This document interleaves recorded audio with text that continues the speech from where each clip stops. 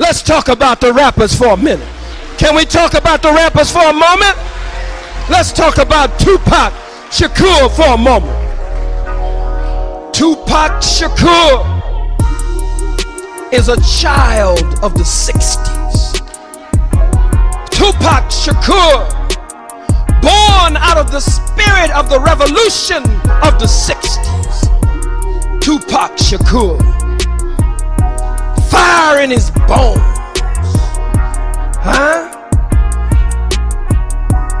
boldness and rebellion in his blood.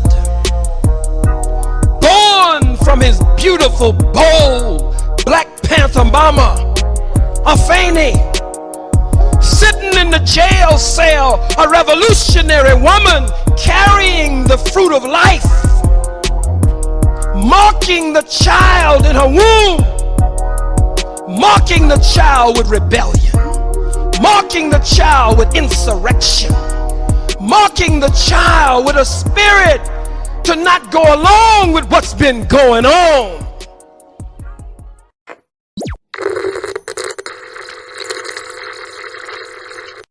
Beat me, young G, with a gift to gab. So you wanna be hardcore with your hat to the back, talking about the gats in your raps.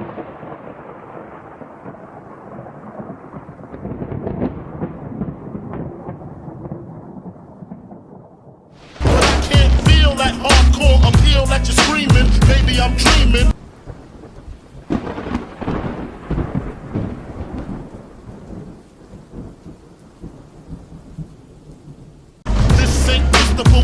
Still some MC got the feel one, cats I got the feel some.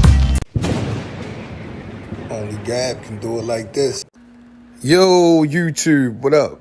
It's your homie Gab, I'm in the building. And this is MAKAVELI Media. Did Biggie Smalls diss Tupac on his first album, Ready to Die? I believe so, and Tupac did as well. On the album, Biggie had a song called Machine Gun Funk. And in this song, the very first line is, so you want to be hardcore with your hat to the back, talking about the gats in your rap. Let's do the history. Let's do the history for a second. Now, at this time, Tupac was just as famous for wearing his hat backwards as he was for wearing bandanas. Matter of fact, Tupac was wearing a baseball hat, the snapback backwards, before he was wearing bandanas. You see a gazillion pictures of Tupac with his baseball hat turned backwards. And at this time, he was the only hip-hop artist with his hat backwards that was kicking hardcore rap. Not the little pop stuff. I'm talking about hardcore hip-hop, guns blazing, all that. Tupac all day. With, yes, a gun for his logo. With the gats in his raps. Pac had a gun for a logo. That's not just my opinion. Tupac shared that belief also. I spoke with several Tupac homeboys that believed that Tupac believed that Biggie took several shots of him on his first album, Ready to Die.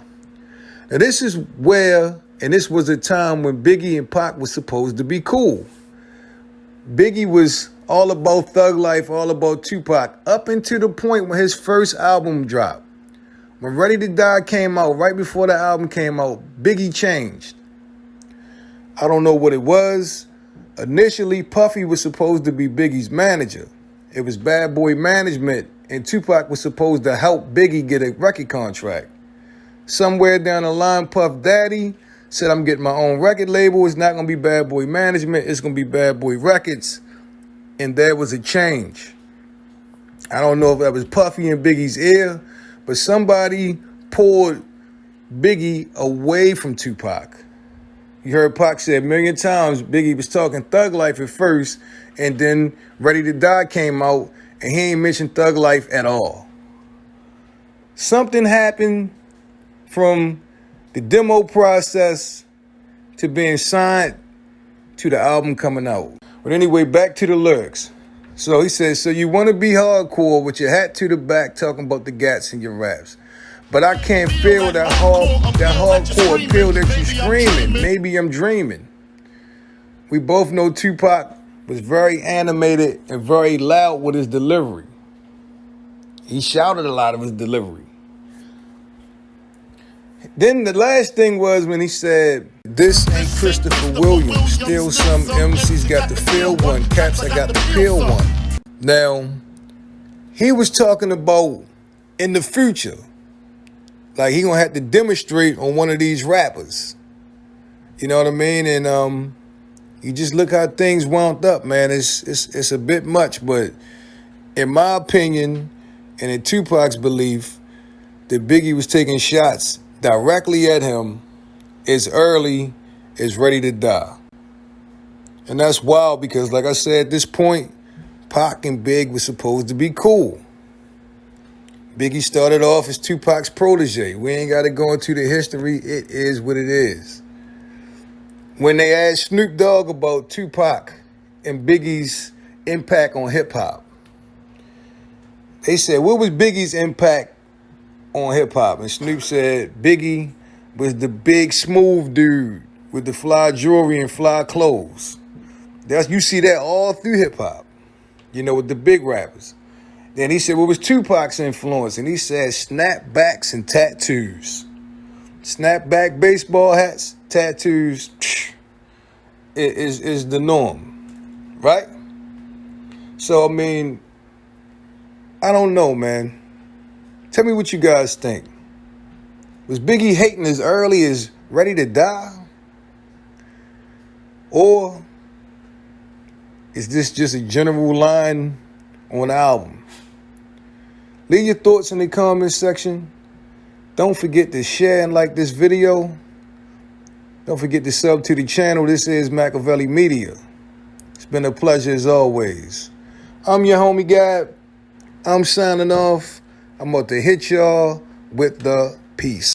So you wanna be hardcore with your hat to the back, talking about the cats in your raps.